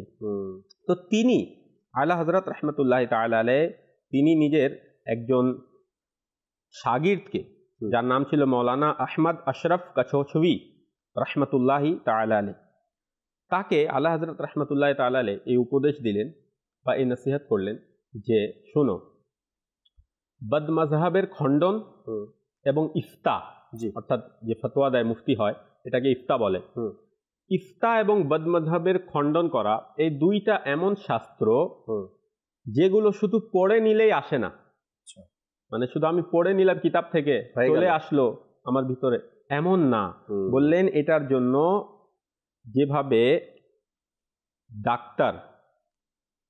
ডাক্তার দক্ষ ডাক্তারের সাথে বসে তখনই সেটা আসে, অর্থাৎ সে পড়ালেখা করছে কিন্তু ডাক্তারের সাথে বসতে হবে, তখনই তার ভিতরে ফিজিক্যাল ট্রেনিং নিতে হবে, তখনই তার মধ্যে যে চিকিৎসা শাস্ত্র আছে, কিতাবী জ্ঞানের পাশাপাশি প্র্যাকটিক্যালও, হ্যাঁ, তখনই তার মধ্যে পরিপূর্ণ যে চিকিৎসা শাস্ত্র আছে সেটা তার মধ্যে আসবে। তো আলা হযরত রাহমাতুল্লাহ তাআলা আলাইহি বলেন, এভাবেই একজন আলিমকেও বা এই ইফতা যারা শিখছে তাকেও একজন এমন মুফতির কাছে বসতে হবে। তারপরে তিনি বলেন, আমি এমন একজন তাবিবে হাজিকের কাছে 7 বছর বসেছি। 7 বছর আমি বসেছি, অর্থাৎ নিজের বাবার ব্যাপারে বললেন যে আমি 7 বছর নিজের বাবার কাছে বসেছি, আমি তাকে ইলম ও ইরফানের ভান্ডার পেয়েছি। অর্থাৎ দেখেন আলা হযরত রাহমাতুল্লাহ তাআলা আলাইহির জীবনী, যে 6 বছর বয়সে তো তিনি মিলাদুন নবীর বিষয়ে বয়ান করেছেন, ঠিক আছে, 8 বছর বয়সে হিদায়াতুন নাহু এর সারা লিখছেন। অর্থাৎ আজকাল যে মাদ্রাসায় পড়ানো হয় দারসে নিজামিতে, সানিয়াতে পড়ানো হয় এই হিদায়াতুন নাহু, তো বাচ্চারা তো সেটা ঠিকমতো পড়তেই পারে না, আর 8 বছর বয়সে আলা হযরত ওর ব্যাখ্যা লিখছেন হিদায়াতুন নাহুর, আর 13 বছর বয়সে তো আলা হযরত ফতোয়া দিচ্ছেন। সুবহানাল্লাহ। মুফতির আসনে বসে আলা হযরত ফতোয়া দিচ্ছেন। আর কার সান্নিধ্যে তিনি ইলম অর্জন করেছেন? তার বাবার মাওলানা নকি আলী খান রাহমাতুল্লাহি তাআলা আলাইহি। তো আলা হযরত নিজেই নিজের বাবার প্রশংসা করতেন, আবার এটাও বলতেন যে তোমরা এটা ভেবো না যে আমার বাবা আছেন এজন্য করছি, বরং আমি হক কথা বলছি, কেননা আল্লাহ পাক সত্য কথা যারা বলে তাদেরকে পছন্দ করে। আমি আমার বাবার প্রশংসা এই জন্য করছি না যে আমার বাবা, বরং এই জন্য বলছি যে এটা সত্য কথা, ইলম তার মধ্যে আছে বিধায় আমি প্রশংসা করছি, তাই আমি প্রশংসা করছি। তো ইমামুল আতকিয়া মাওলানা নকি আলী খান রাহমাতুল্লাহি তাআলা আলাইহি এর যে আখলাক ছিল সেটা অনেক বেশি উত্তম ছিল। সুবহানাল্লাহ। হাদিস শরীফেও রয়েছে যে তোমাদের মধ্যে ওই ব্যক্তি উত্তম যার আখলাক সবচেয়ে বেশি উত্তম। তো তিনি পুরো জীবন ইত্তেবায়ে সুন্নাত এবং ইশকে রাসূলের মধ্যে তিনি কি করেছেন? তিনি তার জীবনটা এভাবেই যাপন করেছেন, অতিবাহিত করেছেন। বলা হয় কি কারোর সাথে কখনো নিজের ব্যক্তিগত কারণে কখনো প্রতিশোধ নেননি, যদি কোনো কিছু হতো মাফ করে দিতেন। তারপর অন্যকেও এটাই বলতেন যে আপনারাও কি করেন, ক্ষমা করে দেন। কখনো কিবলার দিকে পা করেননি এবং ইহতেরামের কারণে কিবলার দিকে কখনো থুতুও ফেলেননি। আজ আমাদের কি হয়, আমরা রাস্তাঘাটে চলার সময় আমাদের এটা মনোযোগ থাকে না কোন দিকে কিবলা, ঠিক আছে? তো অনেক সময় থুতু ফেলার পরে আমরা দেখি আচ্ছা কিবলার দিকে হয়ে গেছে, কিন্তু সারা জীবন তিনি কিবলার দিকে না থুতু ফেলেছেন না পা দিয়েছেন। সুবহানাল্লাহ। তারপর গরিব, মিসকিন এবং তালাবা ইকরামের অনেক বেশি স্নেহ করতেন, আর ওলামা এবং তোলাবার ইহতেরামও করতেন। তারা যদি চলে আসতো তার কাছে তিনি অনেক বেশি খুশি হতেন এবং আল্লাহ তাআলার সন্তুষ্টির জন্য সারা জীবন ইলমে দ্বীন এবং খিদমতে দ্বীনের মধ্যে তিনি অতিবাহিত করে দিয়েছেন, শুধু আল্লাহ তাআলার সন্তুষ্টির জন্য। তাকাব্বুর, তারপরে হিংসা, বিদ্বেষ, রিয়া, এগুলো তো আল্লাহ হযরত বলেন যে এটা নামের মানে নামেরও ছিল না, অর্থাৎ সামান্য পরিমাণও এগুলো ছিল না। সুবহানাল্লাহ। এবং কখনো নিজের ব্যক্তিগত কখনো চাইতেন না যে দ্বীনের মাধ্যমে আমি এইটা পেয়ে নেই, দ্বীনের মাধ্যমে আমার এইটা উপকার আছে, এটা চাইতেন না। অর্থাৎ শুধুমাত্র আল্লাহ তাআলার রিজা, লিল্লাহিয়াতের জন্য, অর্থাৎ এই বিষয়গুলোই ছিল যে তাকে আল্লাহ পাক কোন মর্যাদায় পৌঁছে দিয়েছেন। তো আমরা আল্লাহ তাআলার ওলিদের জীবনী এজন্যই বয়ান করি যাতে এই মানে বিষয়গুলো বা এই গুণাবলী আমাদের মধ্যে তাদের সাদকায় যেন আমরাও পেয়ে যাই। আলোচনা করলে অন্তরে যদি শখ পয়দা হয়, এমন ছিল মুফতি নকি আলী খান রাহমাতুল্লাহি তাআলা আলাইহি, আমি পারলাম না, কমপক্ষে আমার সন্তানকে বানাই আমি, আমার সন্তানকে আমি হাকিকি আলিম বানাই, আমলদার বানাই, হাফিজে কোরআন বানাই, এমন ইচ্ছা তখন নিজের ভিতরে আসে যে এমন ছিল মাওলানা নকি আলী খান, এমন ছিল সাইয়েদে আলা হযরত। তো তখন নিজের মধ্যে একটা উৎসাহ বাড়ে নিজেদের আকাবিরদের ব্যাপারে যখন আমরা এমন আলোচনাগুলো শুনি। জাকির ভাই, ইশকে রাসূল কেমন ছিল যে একবার নবী করিম সাল্লাল্লাহু আলাইহি সাল্লাম স্বপ্নে আসলেন এবং ডাক দিলেন মদিনা শরীফে। তো তখন মাওলানা নকি আলী খান রাহমাতুল্লাহি আলাইহি অনেক বেশি অসুস্থ ছিলেন, কিন্তু তারপরেও মদিনা শরীফ যাওয়ার সিদ্ধান্ত নিয়ে নিলেন, যাব। মুরিদরা বলল হুজুর অনেক অসুস্থ আপনি, তারপরেও আগামী বছর ইচ্ছা পোষণ করে নেন, এই বছর একটু থাক। বললেন না, ওই শহরে যদি যেতে পারি আমার কদমটা পড়ে যায় এটাই আমার জন্য অনেক বেশি সৌভাগ্য। তারপরে ওই অসুস্থতা নিয়ে তিনি মদিনা শরীফ উপস্থিত হলেন এবং সুস্থ মানুষরা কি সেখানে যায়, সুস্থ থেকেও বেশি আগে আগে হেঁটে সেখানে যাচ্ছে। সুবহানাল্লাহ। এটা ছিল আলা হযরত রাহমাতুল্লাহ আলাইহির বাবার ইশকে রাসূল। সুবহানাল্লাহ। যেখান থেকে আলা হযরত অংশ পেয়েছেন। আল্লাহ তাআলা এই সকল আকাবিরদেরকে অনুকরণ করা, তাদের নকশা কদমে চলা, সে তৌফিক আল্লাহ আমাদেরকে দান করুক। আসবো আমির হামজা ভাইয়ের কাছে। অনুরোধের যে কালামগুলো ছিল 3-4টা, এর 1-2 পংক্তি করে যদি যেটা আপনি পারতেছেন এই কালামগুলো একটু শুনিয়ে দেন আমাদেরকে। জি।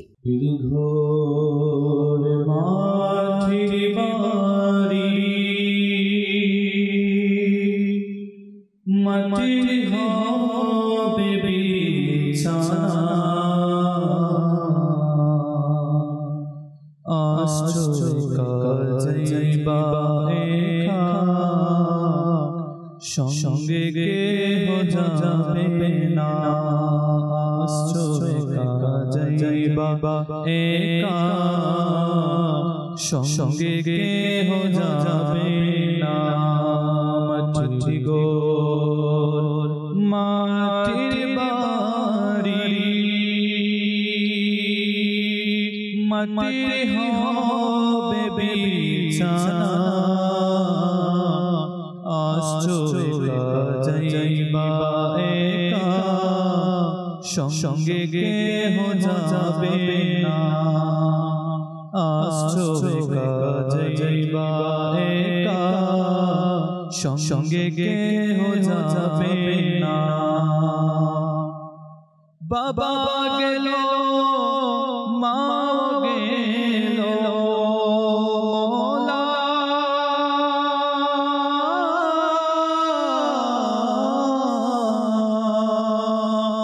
বাবা গেল মা গেল কেউ তো ফিরে আসলো না আসছো যাইবা একা সঙ্গে কেহ যাবে না আসছো যাইবা একা সঙ্গে কেহ যাবে না থাকবে না বাড়ি গাড়ি দালান কোঠা জমিদারি কবরে হবে ঠিকানা আসছো যাইবা একা সঙ্গে কেহ যাবে না মাটির ঘর মাটির বাড়ি মাটির হবে বিছানা আসছো যাইবা একা সঙ্গে কেহ যাবে না আসছো যাইবা একা সঙ্গে কেহ যাবে না আমার মনে বাসনা আমার মনে বাসনা আল্লাহ আমার মনে বাসনা শুধু দেখব মদিনা আমার মনে বাসনা আমার মনে বাসনা শুধু দেখব মদিনা আমার মনে বাসনা লাগছে মত হয়তো নবী ডাকবে মোরে মদিনা লাগছে মত হয়তো নবী ডাকবে মোরে মদিনা গিয়ে সে থা হৃদয় ব্যথা গিয়ে সে থা হৃদয় ব্যথা দেখাবো আমি তারে আমার মনে বাসনা আমার মনে বাসনা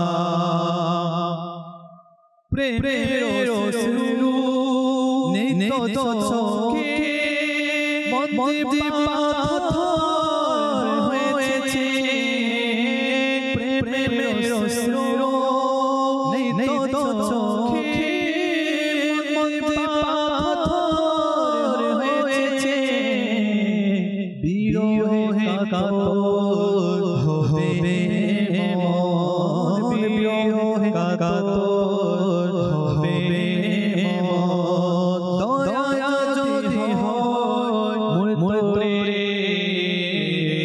আমার মনে বাসনা আমার মনে বাসনা শুধু দেখব মদিনার মনে বাসনা প্রিয় নবীর প্রিয় জিনি প্রিয় নবীর অতি প্রিয় জিনি যে শান আলা হযরতে যে শান আলা হযরতে যে শান আলা হযরতে প্রিয় নবীর অতি প্রিয় জিনি প্রিয় নবীর অতি প্রিয় জিনি যে শান আলা হযরতে ওসে পাকে তারা তিনি ওসে পাকে তারা তিনি যে শান আলা হযরতে যে শান আলা হযরতে সুন্নি দে হৃদয় মাঝে রয়েছে নবীর প্রেম প্রদীপ জ্বালিয়েছে সুন্নি দে হৃদয় মাঝে রয়েছে নবীর প্রেম প্রদীপ জ্বালিয়েছে তিনি হাবিব খুদার দিওয়ানা তিনি হাবিব খুদার দিওয়ানা যে শান আলা হযরতে যে শান আলা হযরতে জ্ঞান মারিফত ছিলেন শান শরণ শক্তি ছিল অন্তঃপ্রাণ শরণ শক্তি ছিল ফকির পথে ছিল যার সততোয়া ফকির পথে ছিল যার সততোয়া যে শান আলা হযরতে যে শান আলা হযরতে প্রিয় নবীর অতি প্রিয় জিনি প্রিয় নবীর অতি প্রিয় জিনি যে শান আলা হযরতে শান আলা হযরতে তাআলা আলাইহি ওয়াসাল্লাম। আপনাদের অনুরোধের কালামগুলো আমরা শুনতেছিলাম দর্শক শ্রোতা, চমৎকার চমৎকার কয়েকটি কালামের পংক্তি শুনলাম। আল্লাহ পাক কবুল করেন। যারাই কল করেছেন সকলকে আল্লাহ কবুল করুক, সকল দর্শককে আল্লাহ ভালো রাখুক। আলোচনার দিকে যাব, শেষ কিছু আলোচনা করে আমরা সালাতু সালাম পাঠ করবো আল্লাহ ইনশাআল্লাহ তাআলা। দর্শক, আলোচনার জন্য যে বিষয় নিয়েছিলাম আজ, আলা হযরত রাহমাতুল্লাহি তাআলা আব্বাজান একজন বাবা হিসাবে তিনি কতটুকু দায়িত্ব পালন করেছেন, একজন বাবা হিসাবে তিনি নিজের কতটুকু হক তিনি আদায় করেছেন, একজন বাবা হিসাবে তিনি তার সন্তানের প্রতি কেমন ইহসান করেছেন, একজন বাবা হিসাবে তিনি তার দায়িত্বে কতটুকু গুরুত্ব পালন করেছেন, তা আজকের এই আলোচনায় মোটামুটি বাবা যারা রয়েছে আমরা বুঝতে পেরেছি। হ্যাঁ ফজলুর রাব্বি ভাই, তিনি বাবা হিসাবে নিজের হক কতটুকু তিনি আদায় করেছেন। যদি সন্তানকে শিক্ষিত করতে না পারলাম তো বাবার হক কিভাবে আমি আদায় করলাম, তাই না? তো সেটা মুফতি নকি আলী খান রাহমাতুল্লাহি তাআলা আলাইহি জগতের মানুষকে দেখিয়েছেন যে বাবা হওয়ার হক কেমন, কিভাবে আমাদেরকে আদায় করতে হবে। শেষ কিছু কথা ফজলুর রাব্বি ভাই থেকে আমরা শুনি। জি, মুখ থেকে যখন বলবে তখন তো ঠিক আছে, বাচ্চা শুনবে সেটা। যখন বাচ্চা এটা দেখবে যে আমার বাবাও তো করছেন এই কাজ, আমাকে বলছেন আবার নিজেও করছেন, তখন তা গুরুত্ব দিবে বাচ্চারা। এখানে হয় কি, আমরা বাচ্চাদেরকে বলি ঠিকই কিন্তু আমরা নিজে করি না, এই জন্য বাচ্চাও করে না। দেখে আমার বাবাই তো করছে না, হয়তো এই কাজের অত গুরুত্ব নেই। বাচ্চাকে নামাজের জন্য বললে আপনাকে নামাজ পড়তে হবে, বাচ্চাকে কোরআনের তেলাওয়াতের জন্য বললে আপনাকেও করতে হবে, ঠিক আছে? বাচ্চাকে যে কোনো ভালো কাজের আপনি আদেশ দিবেন আপনাকে নিজেও করতে হবে, ঠিক আছে? আচ্ছা, আলা হযরত রাহমাতুল্লাহ তাআলা আলাইহির বাবা মাওলানা নকি আলী খান রাহমাতুল্লাহ তাআলা আলাইহি তিনি নিজের ইন্তিকালের 3 বছর পূর্বে বায়াত ও খিলাফত অর্জন করেছেন। অর্থাৎ সারা জীবন তিনি বায়াত হননি, কিন্তু ইন্তিকালের 3 বছর পূর্বে তিনি আলা হজরতকে সাথে নিয়ে এবং মৌলানা আব্দুল কাদির বাদায়ুনি রহমতুল্লাহ আলাইহ তাকে সাথে নিয়ে তিনি খানকাহে বরকাতিয়া মারহরা শরীফ, আচ্ছা, হজরত সৈয়দুনা শাহ আলে রসুল কাদেরি বরকাতি রহমতুল্লাহ তাআলা আলাইহ এর কাছে গিয়ে তার হাতে বায়াত অর্জন করলেন, বায়াত গ্রহণ করলেন। এবং ওই মজলিসে আলা হযরতও বায়াত গ্রহণ করলেন, অর্থাৎ বাবা এবং ছেলে একই খানকার মুরিদ, ঠিক আছে। আর ওই একই খানকাহাতে আলা হযরতকে এবং তার বাবাকে দুইজনকেই তিনি মুরিদ তো করলেন, খিলাফত সাথে সাথে দিয়ে দিলেন। আচ্ছা, জিজ্ঞাসা করা হলো, হুজুর খিলাফত তো মানুষ সাথে সাথে দেয় না, একটা মানে যুগ পার হয়, যোগ্যতা অর্জন হয়, ঠিক আছে।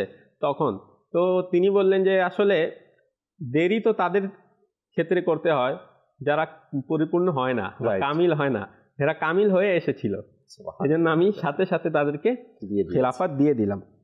এবং এটাও বলা হয় যে আলে রসুল শাহ আলে রসুল রহমতুল্লাহ আলাইহ তাকে যখন বলা হলো, যে তিনি নিজেই বললেন যে কিয়ামতের দিন যদি আমাকে বলা হয়, যদি আমাকে প্রশ্ন করা হয় তুমি কি এনেছো, তো আমি বলে দিব আমি আহমদ রাজা নিয়ে এসেছি। কেমন নিজের মুরিদের প্রতি কেমন ভালোবাসা ছিল এবং ভরসা ছিল। আচ্ছা, হযরত মৌলানা নকি আলী খান রহমতুল্লাহ তাআলা আলাইহ যেহেতু যে ইন্তেকাল সেটা 1297 হিজরিতে হয়েছে। আচ্ছা, তো আলা হযরত রহমতুল্লাহ তাআলা আলাইহ নিজেই বলেন যে জিলকদ মাসের বৃহস্পতিবার জোহরের সময় তিনি ইন্তেকাল করেন। তো বলেন যে জীবনের শেষ লেখা ছিল বিসমিল্লাহির রহমানির রহিম। সুবহানাল্লাহ, বিসমিল্লাহির রহমানির রহিম। জি, মুফতি নকি আলী খান রহমতুল্লাহ তাআলা আলাইহির জীবনের শেষ লেখা ছিল বিসমিল্লাহির রহমানির রহিম। এবং এটার ফজিলত রয়েছে যে হযরত আনাস রাদিয়াল্লাহু তাআলা আনহু থেকে বর্ণিত, নবী করিম সাল্লাল্লাহু আলাইহি ওয়া আলিহি ওয়াসাল্লাম ইরশাদ করেছেন, যে ব্যক্তি আল্লাহ তাআলার সম্মানার্থে উত্তম অক্ষরে বিসমিল্লাহির রহমানির রহিম লিখলো, আল্লাহ পাক তাকে ক্ষমা করে দিবেন। সুবহানাল্লাহ। আর জীবনের শেষ লেখা কি ছিল? বিসমিল্লাহির রহমানির রহিম। তো আলা হযরত রাহমাতুল্লাহ তাআলা আলাইহি তার পিতার ইন্তেকালের আবেগপূর্ণ দৃশ্য বর্ণনা করতে গিয়ে বলেন যে ইন্তেকালের দিন ফজরের নামাজ আদায় করেছিলেন, ঠিক আছে। অতঃপর জোহরের সময় হলো এবং জোহরের সময় কিছুটা বাকি ছিল যখন তিনি ইন্তেকাল করেন। তো মৃত্যুর শয্যায় উপস্থিত লোকেরা দেখলো তিনি চক্ষুদয় বন্ধ করে একের পর এক সালাম দিয়ে যাচ্ছেন। আচ্ছা, একের পর এক সালাম দিয়ে যাচ্ছেন, চোখ বন্ধ আছে। তো অবস্থা দেখে মনে হচ্ছিল যে আউলিয়া ইকরামের পবিত্র রূহ সমূহ অভ্যর্থনার জন্য একত্রিত হচ্ছিল। যখন কিছু নিঃশ্বাস বাকি ছিল তখন তিনি হাতকে এভাবে করলেন যেভাবে আমরা অজু করি না, সেভাবে ওই মৃত্যু সজ্জায় সেভাবে অজুর মতো করতে লাগলেন, এমনকি নাকও পরিষ্কার করলেন ওইভাবেই। এবং ওইভাবেই তিনি জোহরের নামাজ আদায় করলেন। তারপর সুবহানাল্লাহ সুবহানাল্লাহ যখন পড়ে নিলেন জোহরের নামাজ, তখন তার রূহ বের হয়ে গেল। তো উপস্থিত লোকেরা বলল, যে সময় যখন রূহ বের হচ্ছিল তখন একটি নূর বের হলো সিনা থেকে। এটা সবাই দেখেছে, সিনা থেকে নূর, রোশনি, এক আলো বের হলো এবং সেটা চেহারার মধ্যে চমকালো, যেভাবে আয়নার মধ্যে রোদ চমকায় না সেভাবে চমকালো। এটা দেখে সেখানে লোকেরা মানে আশ্চর্য হয়ে গেল যে এটা কি। তার পবিত্র মুখের সর্বশেষ শব্দটিও ছিল আল্লাহ, সুবহানাল্লাহ, এবং সর্বশেষ লেখা ছিল বিসমিল্লাহির রহমানির রহিম। তো আল্লাহ হযরত রাহমাতুল্লাহ তাআলা আলাইহি বলেন যে আমি আমার পীর ও মুর্শিদকে স্বপ্নে দেখলাম তারপর ইন্তেকালের পর। তো তিনি বললেন যে তিনি আব্বাজানের মাজারে উপস্থিত হলেন এবং বললেন, আমি যখন জিজ্ঞেস করলাম আপনি এখানে, তো তিনি বললেন আমি এখন থেকে এখানেই থাকবো। নিজের পীর ও মুর্শিদের ব্যাপারে বললেন যে আমি আমার পীর ও মুর্শিদকে স্বপ্নে দেখলাম, তিনি বলেন হ্যাঁ বাবা, ওনার বাবাজানের কবরেই তিনি এখন থেকে থাকবেন। তো এই ছিল ব্যক্তিত্ব। জীবন কেমন পার করেছেন সারা জীবন? জি জি জি, সারা জীবন আপনি যেমন পার করবেন আপনার মৃত্যুর সময় তেমনই হবে, তেমনটাই হবে। সারা জীবন যার নাম মুখে থাকবে মৃত্যুর সময় তার নামই আসবে শেষে, ওই এরকম, ঠিক আছে না? হয়। আর এটাই হচ্ছে সফলতা, যে আপনি আল্লাহ বলে দুনিয়া থেকে গিয়েছেন। নাউযুবিল্লাহ, অনেকে গান গাইতে গাইতে অথবা গালাগালি বলতে বলতে, কুফরি বাক্য বলতে বলতে ইন্তেকাল হয়ে যায়। কেন এটা হয় জানেন জাকির ভাই? জীবন যেমন পার করেছে, জীবন পার করেছে অসৎ বন্ধুদের সাথে, তারপরে মন্দ যারা সহচর্য, এমন জায়গায় তারা উঠা বসা করেছে। তো কি হবে? আপনার মৃত্যুর সময় এগুলাই মুখে আসবে। আর যদি নেককার মানুষদের সাথে আপনি থাকেন, সাহচর্যে থাকেন, ঠিক আছে, আপনার পরিবেশ ভালো থাকে, যেখানে আল্লাহ রাসূলের কথা সবসময় হয়, এমন জায়গায় যদি থাকেন, তাহলে ইনশাআল্লাহ মৃত্যু এমনই হবে, মৃত্যুর সময় আমাদেরও কালেমা নসিব হবে ইনশাআল্লাহ। আল্লাহ তাবারক ওয়া তাআলার অনেক বড় দয়া, অনেক বড় ইহসান যে আমরা এই জমানাতে দাওয়াত ইসলামী পেয়েছি। আউলিয়া ইকরামকে ভালোবাসা, কিভাবে ভালোবাসতে হবে, কিভাবে আদব করতে হবে, সেটা আল্লাহ তাআলার দয়া। দাওয়াত ইসলামী আমাদেরকে সেই তরবিয়ত, সেই শিক্ষা, সেই উৎসাহ আমাদেরকে দিচ্ছে।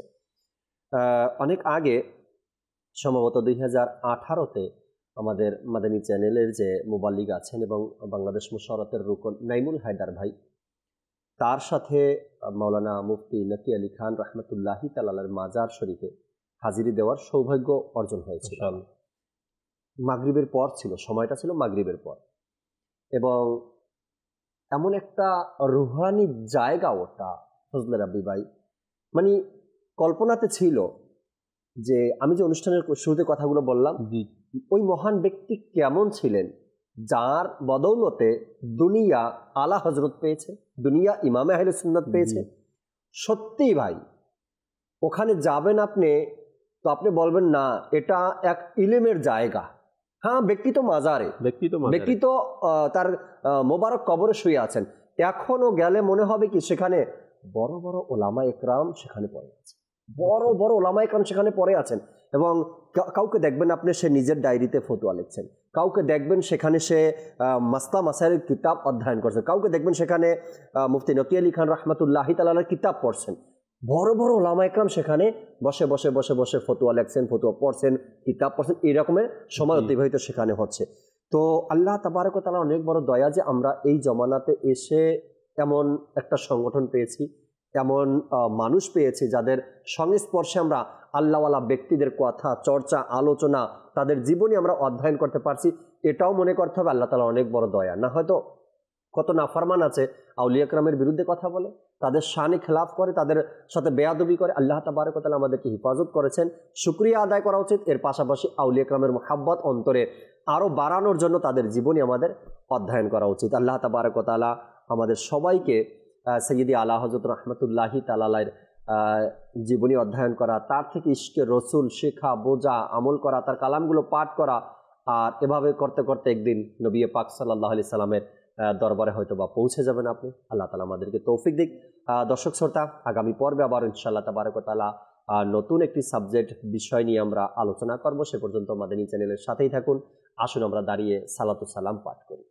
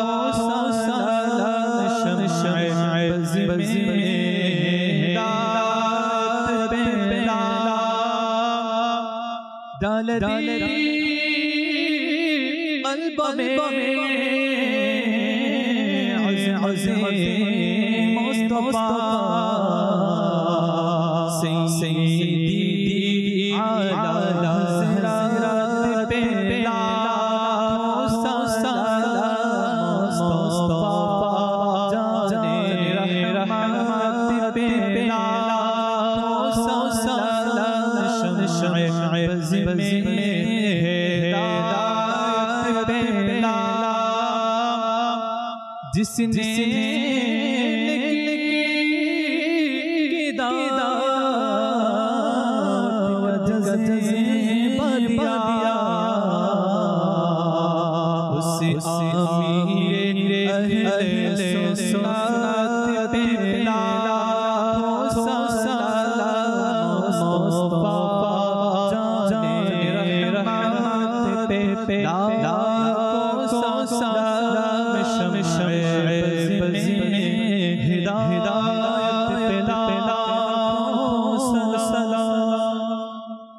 सुब्हानक अल्लाहुम्मा व बिहम्दिका ला इलाहा इल्ला अंता अस्तगफिरुका व अतूबु इलैक।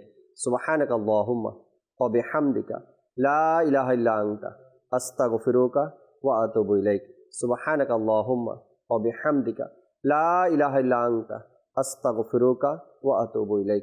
अस्सलातु वस्सलामु अलैका या नबी अल्लाह व अला आलिका व अस्हाबिका या नूर अल्लाह। ला इलाहा इल्लल्लाहु मुहम्मदुर रसूल। রহমত পূর্ণ হোক প্রভাত আমার, তাহাজ্জুদ আর ফজরের অভ্যাস আছে যার, রহমত পূর্ণ প্রভাত হয় তার।